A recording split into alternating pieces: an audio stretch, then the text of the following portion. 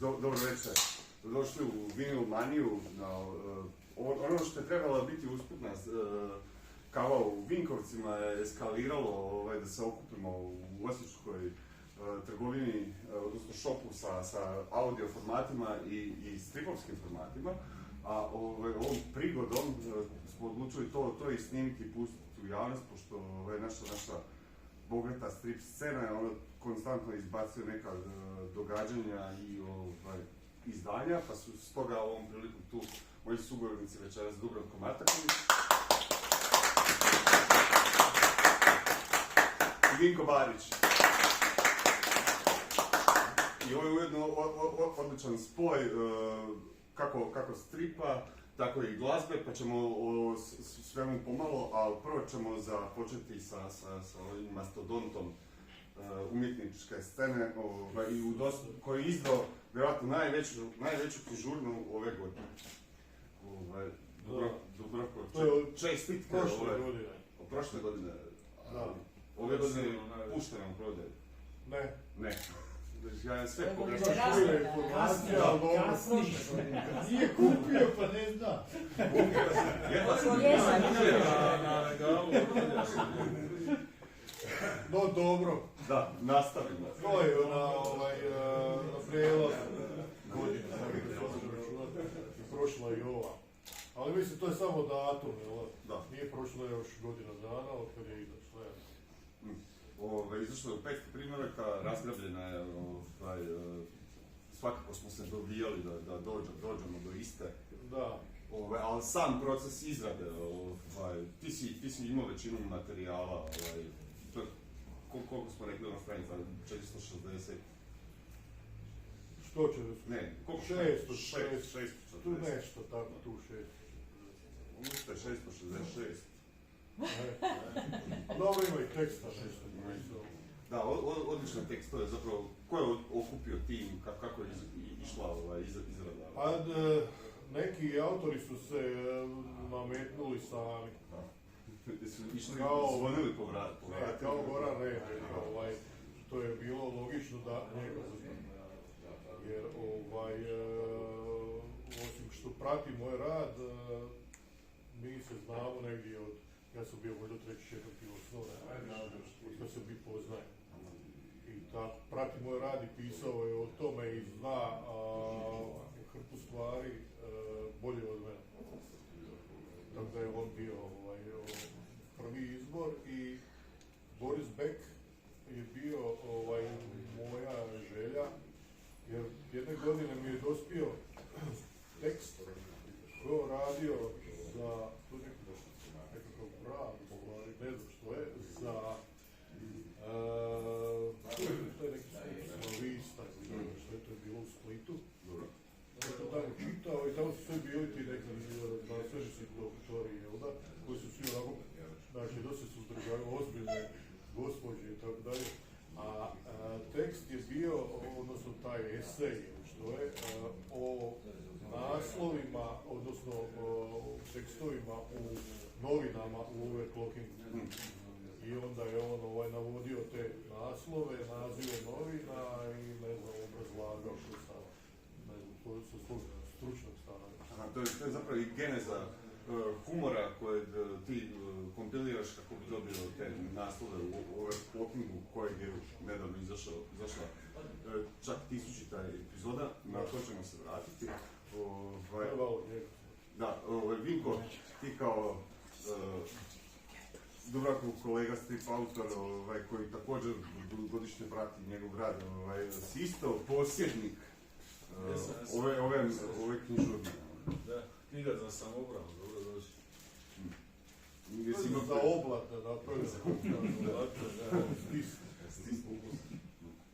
Kako si ti završao novim Dubravkovim izdanjem? Misliš da li ćemo to moći nadmašiti u sljedećih 40 godina? Pa, to je magnum opus, kad jednom stvaraš magnum opus u više desetljeća karijere, znači, došao je za nekog ne znam, morat zenita i dalje može samo održavati taj nivo. Možda se može i prešišati, ali to rijetko ko uspije, to niti prat nije uspija, tako da. ali se Podrška iz Dalmacije kao i uvijek. Pa dobro, ja znam. Evo, pa moram reći da sam ja recimo i moj Dubravko strip su humoristični, a mene među ostalim su me još 92. dok je bio rat, ono izlazam nedavno Dalmacije na zadnju stranu, oni ratni Pro Pictures. Ja sam inspiriran ti napraviti strip naš školski za nas ekipu u škole dicu, ima sam 12 godina, zvala se Rally kroz Sao Krajinu, gdje neki tajni agent Fiki vozi neki bolid iz Mad Maxa u Sao Krajinu, ješa na Mad Maxa i Pro Picturesa. I tamani četnike po Sao Krajini s tim vozilom i razna neka vozila su tu i te cestovne borbe i to. Zarana si poludio zahvaljujući Dubravkovim stripovima. I onda sam par godina nakon toga išao raditi nekako navreći realistične stripove kojima sam bio opsednut kad sam ima nekih 14, 15, 16, 15 godina. I od kojih jedan čak dobar ispaz 97, dosta dobro, baš sam se ono potrudio, ali kratki jedno tabloid, malo veći format. Ali da bi 95. krajem 95. počeo raditi ove svoje underground stripove karikaturalne, šta je opet dijelom kuma ta moja još dječja fascinirala sa tim atakovićem ratnim. Ali tu su bili još neki uzor, to je bio Damir Starfield kao uzor Starfield i onda još bio aktivan 93. 4. 5. Pa onda ono što sam vidio novo hrvatsko podzemlje, NKP, ekipa i šta sam vidio NDM, znači pratio sam te fanzine jer onda u biti nije bilo baš magazina, Sloboda je nešto zvala, comic strip.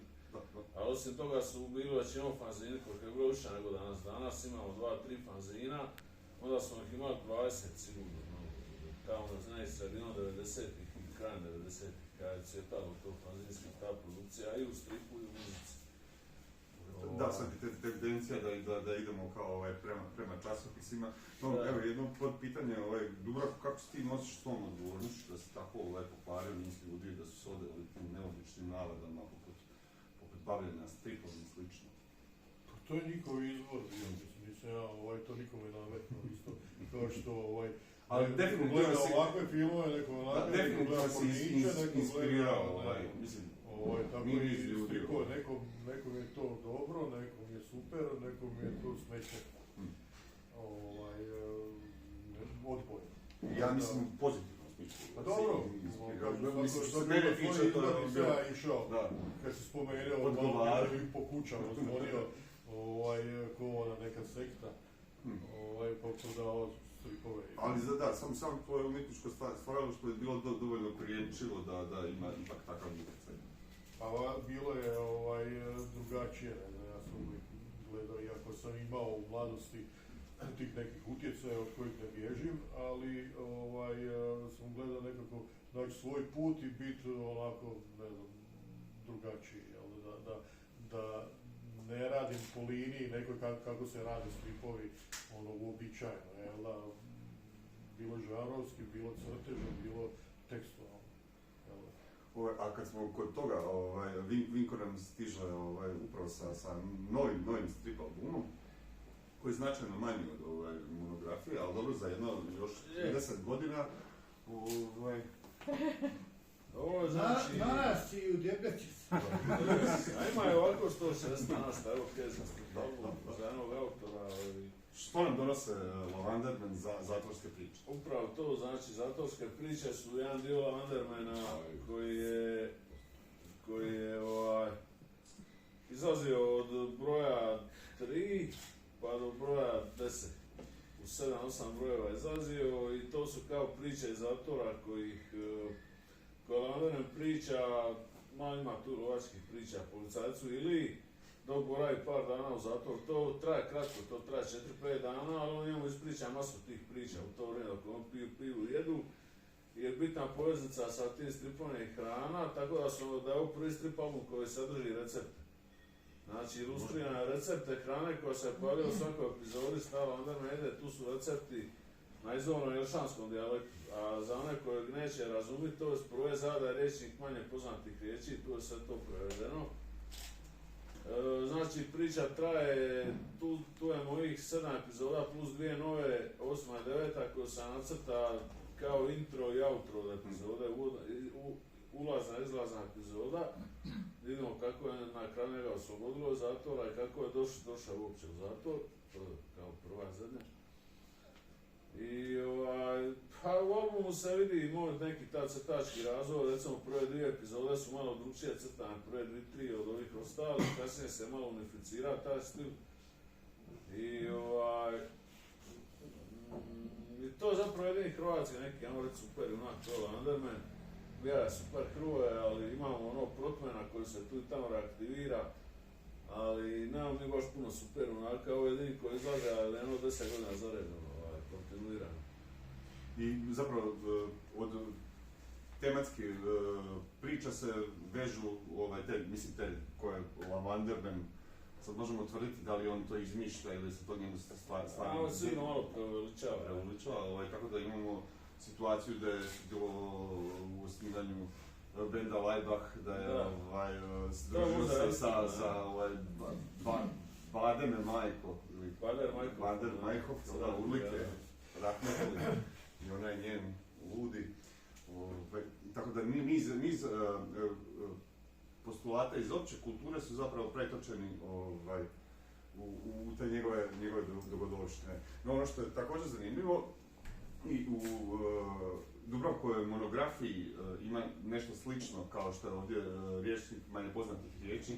Zapravo ovdje je uređena analiza značajnih pojmova koje ti koristiš u svom jezičnom izričaju. Da, to je mislim po prvi put da neko se odvažio tako što... Da, mislili smo kako koncipirati tu cijelu knjigu i onda smo odlučili da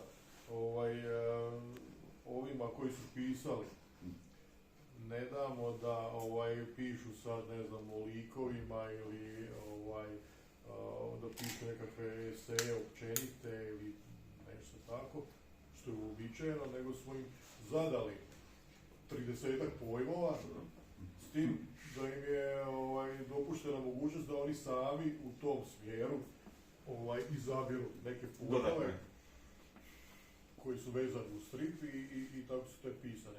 Bilo da je tu imate politika, obitelj, gače, šta ja znam, razni tih pojmovi, oni su tako to je pisali o tim pojmovima koji se provlače kroz te stripove. Ti si zapravo stvorio svoju vlastitu frazeologiju. Pa da. Da, mislim je zaista. Vratit ćemo svakako na 1000. epizodu overclockinga, ali moram izdvojiti jedan detalj iz nedavne epizode gdje se pojavljuje gulaš Geringovi gula. I to bi bio nekakav primjer kako se ta frazeologija koristi u stripu. No, prije overclockinga, druga značajna stvar koja se odvila jest bila velika izložba u Muzeju likovnih umjetnosti u Osijeku koja je 15. kolovoza zatvorena, bilo je otvorenje početkom srpnja. I kako si ti zadovoljan, mislim, nevjerojatna velika izložba gdje su na ogromnim formatima izloženi tvoji radovi. Nadam se nisi morao sam to sve crtati, već da su nekako printali ili šta? To su printali, da. Dobro. To su printali ono što smo mi odabrali. I izložba je, mislim, kao prvo Muzej likovnih umjetnosti u Osijeku, znamo šta je, to je velika i moćna kuća, jel da, i tamo nije lako ni dostupni, meni velika čast što sam tamo imao izložbe. Ja mislim, osim one izložbe o hrvatski strip, nastavit će se da tamo nije bilo nikad, ne znam. Pa znalo bi. Pa možda nešto ovako, ali da je neko imao samostalnu izložbu. Tamo su se pogrešno potpisali, gospodin je mislim da su dali nekom drugom, ja sam im to objasnio da nije to Dubravko Mataković, nego da je to neko... Događa se svašta. Uglavnom tamo je presjek otprilike od tih prvih radova, mislim, u studenskom listu, radio se nekaj prije nekada, ali ja bi sačuvao, tako dalje. Preko ovih dječjih Super D, šta ja znam, ratnih i tako dalje, do overclockinga, koji smo onaj cent koji još uvijek radi. Tako da bilo tu posla isto, da. Da li će ta izložba doživjeti svoje ukazanje i u nekom drugom? Pa neće, nije. Neće. Ja bih trebao sad imati nekog menadžera koji bi to trebao gurati, a to je, mislim, to nije profitabilno, to nije izložba prodajna neka, pa ja sad ljubomorno čuvam te svoje originale, a imam opet masu stripova zadnjih godina, od kada radim digitalno, da u biti ne postoji fizički original, nego je to sve po hard disku, znači, koji moram paziti. Taj materijal izložbeni će biti onda tako negdje uskladišten? Skladišten, da, je. Ne znamo gdje. Na tajnom mjestu. Na tajnom mjestu, da. Fort Knox. Ja sam pokušao doći do toga, nisam. Vi gaćete, nisu pomogli. Dakle, mi smo u Osijeku imali jedinstvenu priliku vidjeti. Pa da, ja sumnjam da će to negdje dalje biti ikada u ovakvom obimu. Toliko veliko.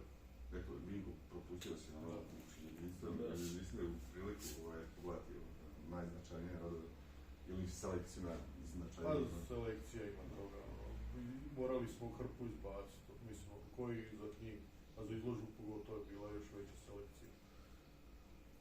I dakako, kao treća velika stvar ove godine u tvojoj karijeri je 1000 epizoda Overclockinga. Na radost svih ovdje prisutnih. Da, kad sam krenuo s time, obično, kada napravim dogovor sa nekim izdavačem, obično traje 2-3 godine, osim, ne znam, svima koji radi dugo, da. A ovo je bilo i prvi puta da sam radio digitalni strip za web portal, što je bila i meni novina i trebalo je neko vrijeme dok se prilagodi crtežovi, ne znam, po sve drugi mediji, jer strip, ali drugčije. I nisam vjerovao da će to toliko, nisam ni razmišljao, nego mislio sam dokle ide. Promijenilo se i nekoliko vlasnika portala, prvo je to bio Ishod, pa se onda u Net.hr, vlasnik je bio, ne znam, neki Austrijanci, onda je to kupio RTL. Taj se objesio. Ne znam, meni samo javi. Koje epizode? Sad nam je novi vlasnik, pa vidim. Koje epizode? Da. Da je RTL to kupio i onda je, prošle godine su mi javili da je prodan RTL, ali još uvijek je RTL prodan je neki česu. Da su onda oni vlasnici tih tabli ili si ti vlasnik? Ne, ja sam. Ja sam dijelom često oni to objavljuju i... Strižu na pošinu. Ja mislim da su kupili iz Saudijske Arabije, pa ćeš morati ti Biće lakše. Manje posla. Pa da. Crtat će moju kasu za saudijsko-arabijsko tržište. Pa... Ti, Vinko, se dotičeš tih digitalnih formata u svom ilustrativnom serijalu Digitalni primitivizam. Da, to je zapravo, pa mislim, ima to veze sa stripom donekle, ali to je više karikatura. I komentar. Znači, ima manifest, zapravo pravilo jedinog digitalnog primitivizma je da mora biti nacrtano u Paint.net programu i obojano u manje od 5 minuta. Svaka karikatura smišljena, nacrtana, obojana u 5 minuta, u roku od 5 minuta. To obično traje tako 3-4 minute, kad ja to napravim i odmah čim napravim stavim na svoj face. I sad to ima jedno mjesec dana, mjesec i pol počeo objavljiva jedna stranica riječka Art Kvart i oni objavljuju do sada već 7-8 tih digitalnih primitivizama, oni izaberu iz ovoga već objavljenoga. Tako da se to širi i tamo. Imao si izložbu? Imao sam 2 izložbe digitalnog primitivizma. Znači... Koliko ima toga? Pa toga ima nekih 100 i nešto do sada napravljenih. To su ovako manji A4 formati, printovi. To isto, znači ne postoji u original fizički, to urađeno u programu, primitivni program Paint.net iz 90-ih, nema niti A za... Da. I sve u tome i ono, izgleda ono grubo, grezovo, ali ja sam to i tija malo naivan crtež, sirov. A šta koji je zadnji bija? Zadnji je bija Šemso i guzni vetar, ono. Evo Šemso i južni vetar, ja sam prav Šemso i guzni vetar. Pa sam napravio neki Piotr Priguzin, zamjenik poginulog šefa Vagnera Prigožina. I, tako.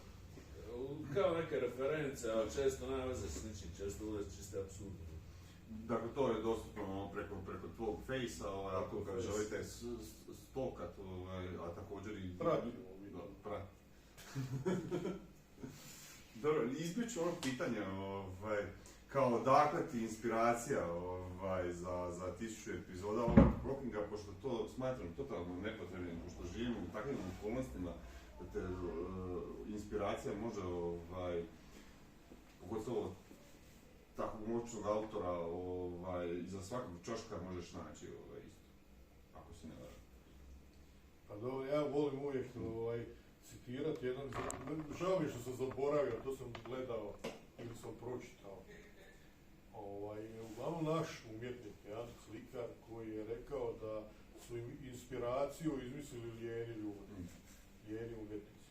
Znači to su oni neki koji, i to je fama među narodom, ono čeka inspiraciju, nema inspiracija ti ako si ako radiš stalno, jel da, tebi dolazi iz tvog rada, iz svega, jel da, ti dolaze nove ideje, jel tako? To se razvija i to je točan mehanizam i u nekom dijelu ima i rutine malo i šta znam, jer si stalno si u tome, jel da? Sada kada ne bih, ne znam, radio neko vrijeme ili ne daj Bože dulje vrijeme, normalno da bi bio problem. Da. A možda i ne bi, možda bi mi se akumuliralo nešto puno toga, pa bi, jel da, ne bi znao stati. Uglavnom, kažem, inspiracija za mene ne postoji, a ovo drugo što si rekao iza svakog ugla da postoji nešto, to su više teme. Da, te teme su bitnija ti je tema. Ako imaš dobru temu i ne znam o nečem, onda ti ta inspiracija, jel da, proradi oko toga napraviš nešto ili ne napraviš ili se uhvatiš nečeg drugog. A da li imaš writer's block, to je možda pitanje za dvojicu, kada ono jednostavno ti ne ide? Želiš nešto napraviti, imaš rok, recimo, a ne ide? To se dogodi, to mi se zna dogoditi, ali srećom ne često. Kao prije 10 godina je bilo jednom. Pa, dogodi se, eto da ima, ali to je uvijek stvar ili nekih vanjskih utjecaja, nekih problema životnih ili zdravstvenih, nešto, sad imaš temperaturu ili nešto, razboliš se, normalno ne možeš misliti a ne, znači i tu tada imaš probleme, jel da, ali ovako, dok si živ, zdrav, ne znam, ja najviše volim predmet, pogotovo kad je lijepo vrijeme, biciklom otići do grada i naći kafić u koji niko ne dolazi, sjesti, pijem kavu i onda mi razmišljam o nečem ovom i uzmem mobitel i zapišem se. Ideje... Nisi imao mobitel? Pa dobro, prije nisam imao, dok je bilo mobitela, zapišem se ili bio sam mlađi pa sam mogu pamiti. Je bilo piva. Uglavnom, eto ti tako. Imao sam priliku pisati kao za jedan slovenski časopis kao aktualnosti iz Hrvatske. To je trajalo nekoliko mjeseci i doslovno nepresušan smo izvod raznih izdarija koje se događaju. Jedan od najboljih je bilo kad je onaj pop negdje kod Pibinja prvo pretukao časnu, onda su ga pritvorili. Ja su ga pustili i onda je pretukao što je svjedočila da je pretukao. I onda sam stavio naslov žene u Bibinju kad vide Don Kelau padaju na tlo. I tako to se samo pisalo. Oni su međuvremeno odkazali nešto, imaju neku perturbaciju sa tim, ali postalo mi je jasnije kako ti koristiš motive iz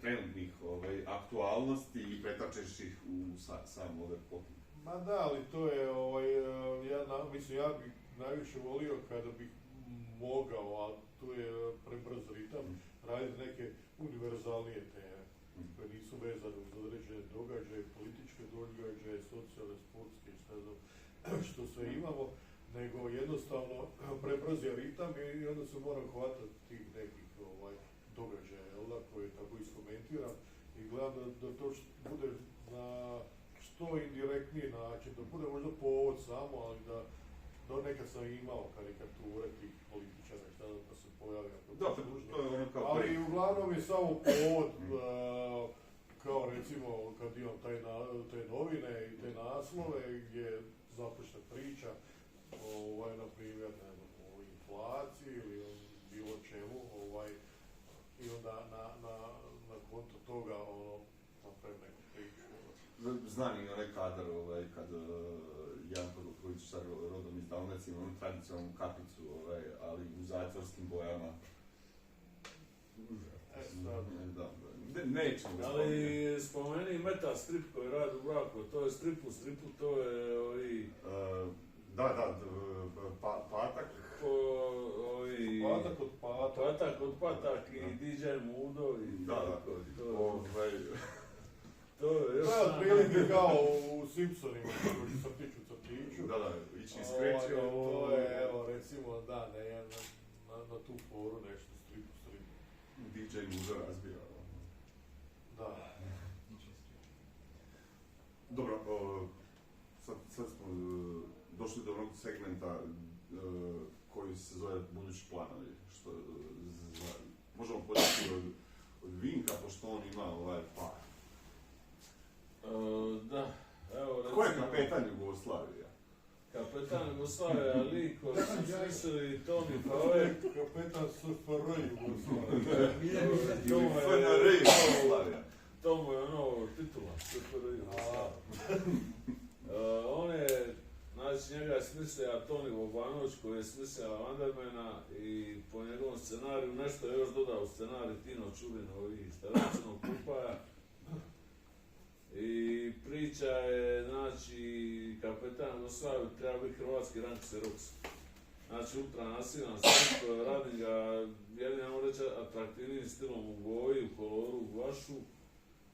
I plan je da ga izdamo kao album, to bi Tino izda, koji je jedan od sukreatora lika, on ima ovu izdavačku kuću, ali također je plan, sad ima natječaj, baš danas sam vidio, znači za Angoulême u Francuskoj, rezidencija za stil crtača iz Hrvatske, baš iz Hrvatske, za jednoga. Tamo bi išli crtat kapetana. Tamo bi išao raditi prejav kapetana, Jugoslavija napravio ga u koljevici stripa u Francuskoj. I nastavio ga raditi kao sam počeo on stilu sa Gvašom i to. Znači neki polurealizam, Na koliko si sad trenutno tabli? Pa tek sam počeo ga raditi, sad sam negdje 7-8 tabla, ukupno 12 ima prva epizoda, inače crno-bijela verzija izići u Majdanskog garaži, imamo strip fanzinu. Očekujemo na Molim? Kojeg očekujemo sljedeće godine? Čak možda i krajem godine ili početkom iduće će izići 4. Majdanska garaža. Album će biti tamo negdje do godine. I vidit ćemo još, ovisi još ga radu Francuskog, ovdje vidit ćemo. Ako to prođe, bit će još bolje. Jer imam baš nešto što mogu prijaviti, ne moram sad izmišljati šta ću raditi, već. I Toni je rekao da će on napraviti scenarije dalje, s tim da ja sudjelujem malo u scenariju prve epizode, jer ja ću ga uži zajedno 4 strane po svom scenariju. Uglavnom, kapetan Jugoslavija je borac za Jugoslaviju, ali tvrdokorni borac. On je keyboard, on je android, pola čovjek, pola android, ima nadljudske snaže. To je Niš ga je Ne, institut Vinča. Onda na nuklearni pogon. Ima Juga na nuklearni pogon, Juga 45.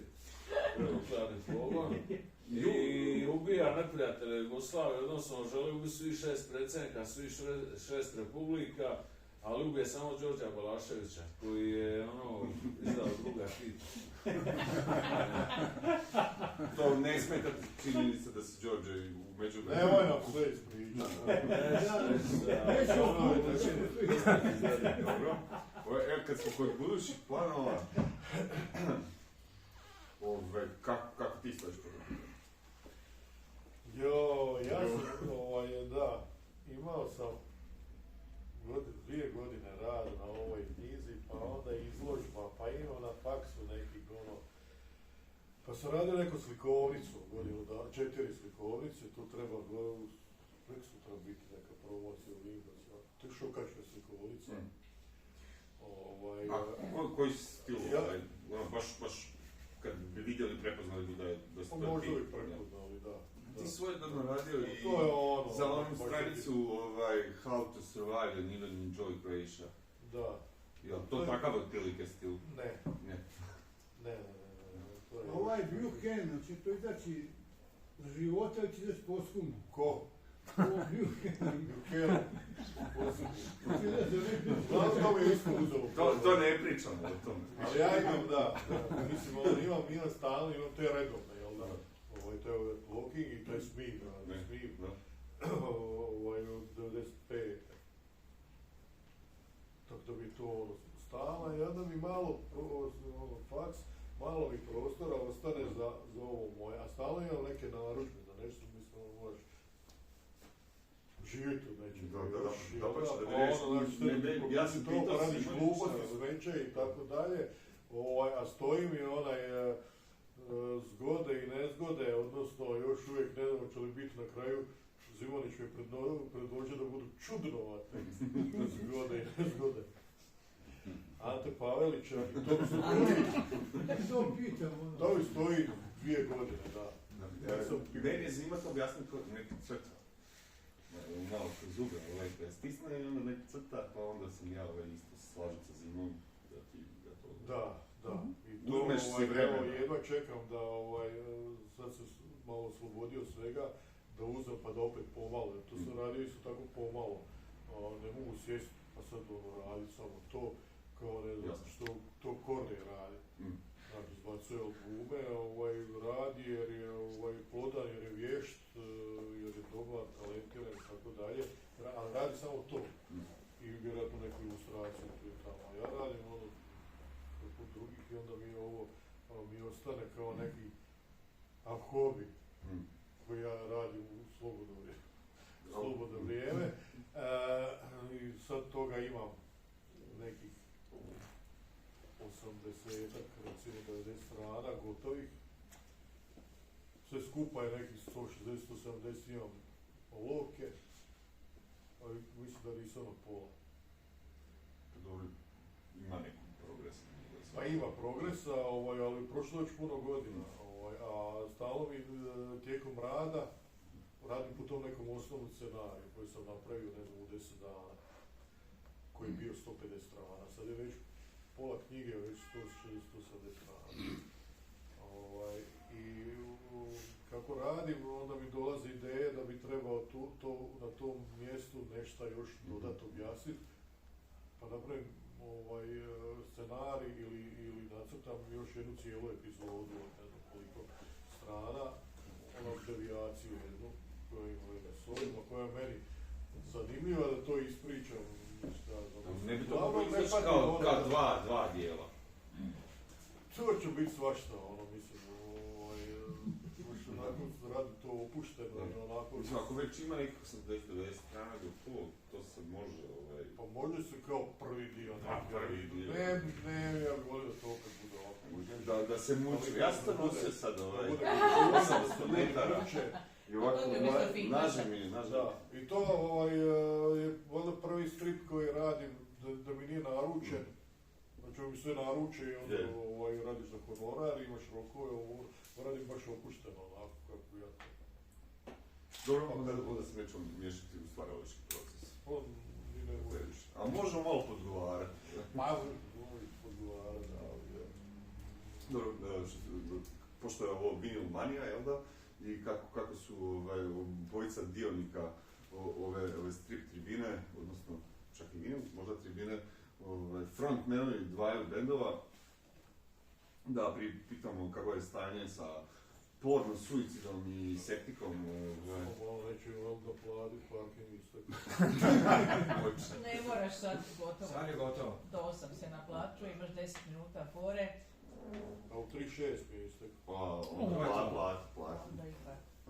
19.6. Dođu kazno. Nisam čuo, utišao sam to. Platili, vratili užinu. A kuće časti. Dubravko plaća. Evo. Plaća. Nedavno je izašao ono ispod sa karambolima. A dobro, to je gostovanje na dvojice, to ja ne smatram za naš sport. Da. Pa, Mislim, gostujemo. Pojavili Na dvojice smo prijatelji, stradao pa nas je zavolio. Gostovali, tako da je, mi smo gostovali, ali nismo znali da on hoće, nije ni on znao, nego hoće sport. Mislim, meni je bilo muka, jer meni je muka i sam sebi radi sport. A kad to želiš objaviti za neku kuću, jel da, a mi to kod Kroacije radimo, onda oni kad ide single, onda mora ići video, jer oni su, jel da, taj CNC, onda mi to muka, mislim, sportove, mislim, ne, to ti je totalni trošak i vremena i novca, ja nemaš ništa od toga tu, mislim, oni to skoro ni ne puštaju, znaš šta puštaju tamo. Da, Stavrosa i tako, mislim. Star Wars. Da. Spokojno. Tog da su mi tu samo, evo ja to da računam kao neku diskografsku naše, nešto. Pa dobro, bio ovaj sad koncert za moj rođendan, jel da? Fino ste odradili, hvala, u Zagrebu, jel? U Vintage-u. Aha, da. Mislim, to sve slučajno poklopilo, Nije to što mi namjerno. Dobro, Vinko, hoćete li vi za moj rođendan napraviti kakav koncert? Ako nas zovete, hoćemo. Mi sviramo, kogo nas zove, mi sviramo. Nismo dosta dugo svirali, zadnji put u kojoj bi 11-12 mjesec prošle godine u Rijeci. Ove godine smo čak jako malo probali, malo je bilo i posla, problema i svega, ali sad planiramo 11. mjesec ili 12. možda za svira u Zagrebu. I malo neke nove pisane uklopiti u repertoar i tako i pomalo počeo raditi na trećem albumu. Čime stižete vas, jel? Pa i mi radimo na treći. I radimo. 4 godine, jedan je objavljen drugi, sad radimo, mislim imamo odavno, imamo sve pjesme, ali to je problem, snimit, isproducirat. Novi dodatak bandu DJ Kutija, kako bi se pokazao? Imamo nekoliko, pa da, kvalitetno. Da. Na kraju smo odlučili sve sami i snimit, i isproducirat i sve, tako da naš sad klavijaturist, bivši basist, koji svira i bubanj savladava zanat producenta. Njega ste dali u sve. Čovjek ima završio glazbenu akademiju, tako da je on najbliže je tome. Ne zna on o tome, ali je puno već do sad naučio. Puno je naučio, zanima ga i uči. Pa nije to svemirski brod, znaš. Ja sam završio osnovno, a ne te fore sa osnovno. Ulazim u te fore sa frekvencijama i sa tim nekim alatima koji se postiže to nešto. Već u ovom stadiju opet dotjerali su sad dosta solidno zvuči. Špajs je preuredio u studiju, odnosno kupio ono kao za jaja, zabuđuje i debige neke stavio mikrofone, i to izolirano sve i to mislio u lokale. Da, to bi trebalo isto slikati, staviti, to nema zašto tu, to primjerice radi. Ali, Vinko, kako vi stojite po pitanju članova benda, fluktuacijama, nemate DJ-a, kutiju? Ali imate slične bubnjeve kao i Da, elektronske. Pa razmišljali smo da jedna cura bude back vokal u bendu, ali pošto me odbila, onda neće biti bendu. Kako ti je odbila? Rekla je, neće mi te. Neće. Eto, ovim bi, mislim da smo pokrili sve zadane segmente naše kave koja je eskalirala u takozvanom strip tribinu i ostaje samo još pitanja publike ako je neko dovoljno radoznao i odvažan da postavi koja pitanja našim autorima. Zapravo nismo sve sad sjetio, vraga. U novom broju strip prefiksa je izašao strip u kojem se Dubravko pojavljuje u ulozi ko-scenarista. Inače to je projekt Strip Mobila koja je vodila Irena Jukić-Pranjić. To sam vidio u Zagrebu. Pa da. Irena Jukić-Pranjić i gdje je prema njenom viđenju uzela najbolje humoriste domaćeg stripa, znači Dubravka narečenog Matiju Pisačića, Filipa Kelavu i Darija Kukića, te ih odvela na team building, strip building, kako da kažemo, i rezultat je izložba koja će mu uprezorenje iste, naime strip mobili su mutantska forma koja se može sve podvesti pod naziv animirani kadar.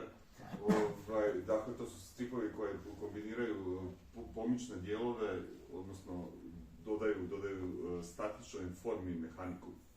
Mi smo u novom broju prefiksa objavili taj strip, a publika će samu izložbu imati priliku vidjeti nakon predpremijere na Akademiji likovnih umjetnosti u Zagrebu, te premijere na Anima Festu. Sljedeća destinacija je Muzej Đakovštine, a nakon toga stiže i u Osijek, kad ovaj kolega koji je inženjer elektrotehnike to malo popravi. Samo ja mogu isto napomenuti, on se spomenuo neke buduće izložbe. Ja bih napomenuo da će službena promocija ovoga moderna za autorske priče biti negdje kroz 11. mjesec u Gradskoj knjižnici Osijek. Plan je da prođemo 4 slavonske knjižnice, znači Vukovar, Osijek, Vinkovci i mislim Đakovo, Slavonski Brod, tako nešto. Novska. A ne znam sad baš Novska, Čepikuću. Štivošec. Molim? Štivošec. Tu, da. Mogu ja nešto reći? Babina gleda. Mogu ja nešto reći? Izvolite, druže, Paja. Stojimo ja, Boro Pavlović i Alen Čurin u Makarskoj, tamo nekim stepenicama.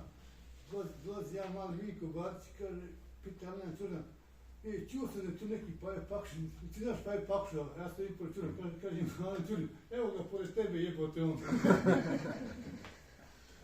Tako bilo. Je. Znamo se svi od ranije. Dobro, ima li kakvih drugih pitanja? Nema. Dosta. Gas. Mogu ja samo jedno. Da, zahvaljujem se Vinu Mani što vas je ugostila. Ja dodatak glede knjižnica. Fade out.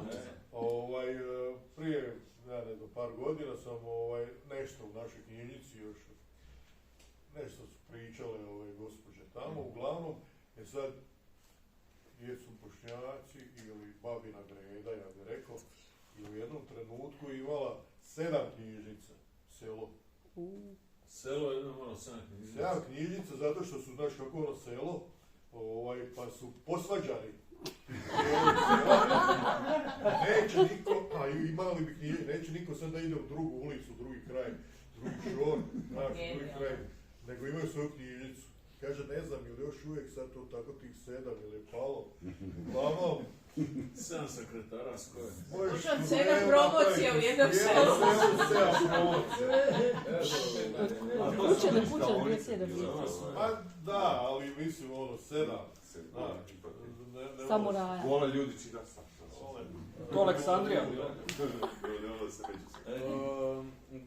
Da li će biti možda, za pitanje, da li će možda biti neki strip ili knjiga o jugoslavenskom roku, Novom valu i tako to? Biće knjiga, ne strip, nego knjiga, znači napravio sam hrvatski punk Novi val, to se raspravilo oba dva izdanja, a sad radim diskografiju Aksiju punka Novog vala, negdje okvirno od 77. do 87. snimke, uključujući arhivska nova izdanja sa starim snimkama. Znači, tu su biografije nekih preko 450 bendova, I njihove diskografije kompletne će bit će sve u boji, veliki format, ovako kao nešto kao i barokni čovjek i sve u boji. I znači oko 230-240 strana i to čisto promovira kad bude u Osijeku, možda do godine ili kraj ove godine više. Trebao bi za mjesec dana izići iz tiska. Je li dobra mi knjiga ova Punk Novi Val hrvatski? Mene pitaš. Da, jel ko je radio tu knjigu hrvatski? Ja sam radio, ja. Svaka čast. Ja, ali vidiš kako on progresira, znači bilo je samo Hrvatska, pa onda bilo ono Excuse, središnja Europa, onda sad su uhvatili Skandinavije, kapetane Jugoslavije, Rok i tako dalje. Balašević. Balašević. Si ubio Balaševića. Ubio Balašević. Kolateralna žrtva. Dobro, evo, zahvaljujem vam. Nestalo nam malo iz zraka ovdje. Zahvaljujem i koga zanima može pogledati, struko može kupiti, ne znam. Dođite, šta ima? i ova knjiga je čujela prodaj. Nije, Priča ne, to je nije. Njegova. Ne zapričavaj ga. Da, to nismo, da, hoćemo šta. Jučer me zvao Hrvoj Duljak, čija ideja uopće da se napravi ta knjiga i koju je grafički uredio i tako dalje, da ide drugo izdanje. Ide drugo izdanje. Sada vrlo uskoro u 700 komada. Da, Opet će pao. Ajde, samo još to. Eto, Živio. veselimo se ovom izdanju. Kad ste u Osijeku, dođete u Vinil Maniju po nešto dobrih stripova i dobre glazbe. Nas pratite na grupi. Ja dođem u Vinil Maniju i onda nakupujem brdo stripova, jer nikad ne gubi ploču. Tako? Evo sad. I da, vidi zatvorit ću, na hrvatski kad ti autorski dođeš, bit će na ono Fejsu tako i okolo i uživo. I svugdje smo negdje. Može, gasi.